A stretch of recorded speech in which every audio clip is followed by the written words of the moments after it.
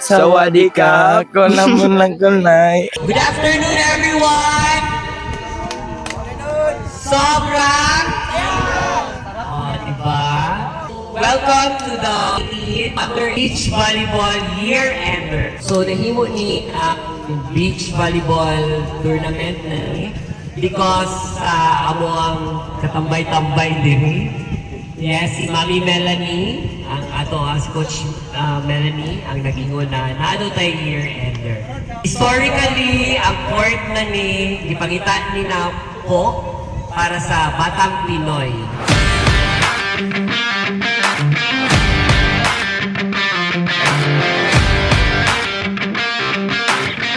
Si players here na Batang Pinoy na mga nagdula atong qualifying. Ang uban, first time ninyo nag-ato din sa court na ni.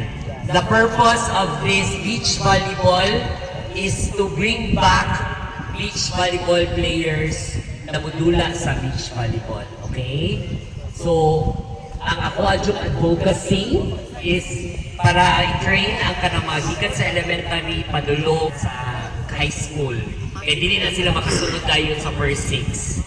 Kailangan i-prepare ang lawas nila to be indoor volleyball players. Okay? But I hope na malove ninyo ang sports sa beach volleyball. Hopefully, ma-enjoy ninyo ning beach volleyball. Yes, init jud siya. Kami, naanad ni na wala ni Coastal Road to una. Ang amo ang outing, paghuman sa dula, sa Dikaa, or whatever, namin sa Times Beach, ka ng entrada likod sa SM. Magdula ng volleyball, magdalamig ka ng potluck, and everything.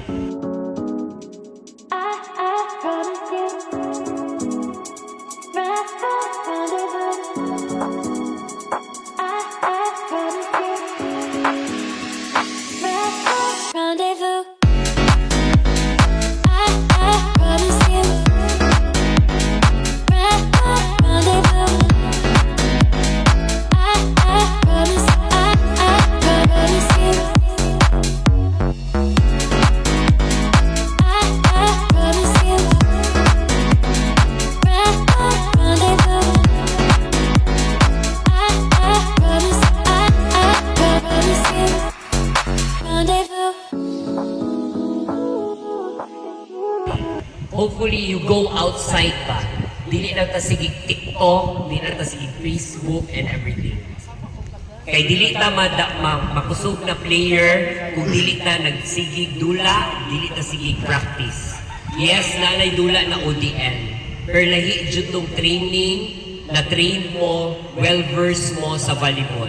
Wala ni kusog ang mga players kung dili mag-train, kung dili mag-disiplina sa ilang sarili.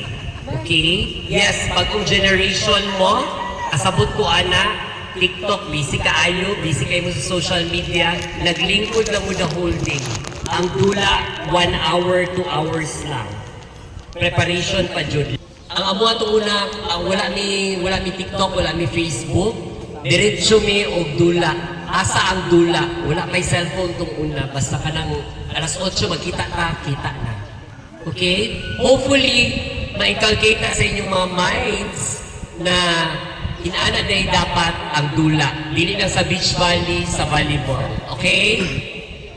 And lastly, magpasalamat ko sa tanang sponsors, sa tanang mga players, sa tanang mga nagasuporta sa beach volleyball. Namin i-mention ako si Titing Solon, yes, from the original volleyball club diri sa Davao, ang Doña Vicenta Club.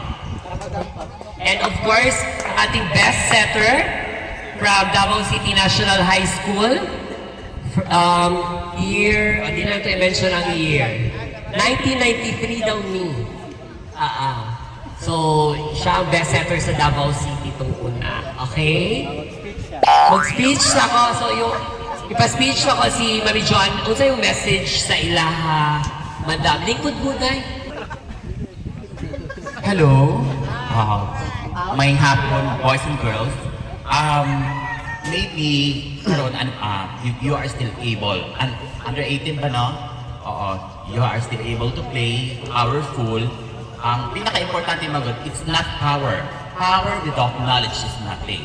So you must learn this to yourself na kanang dili sa tanang panahon kusog na ipanahon ng muhinay ka. Pero ang pinaka-importante sa kaning nga dula na amoy mabilin nga legacy of friendship sa inyong isig ka player.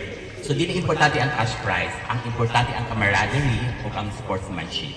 Nevertheless, kitang tanan, Mamahuway diha. oo, lilipas din tayo. Pero iiwan natin ang isang legasya na magkakaroon tayo ng hatak ng sarili nating pangalan. Hindi lang sa volleyball, baka sa ibang ano pa, sports.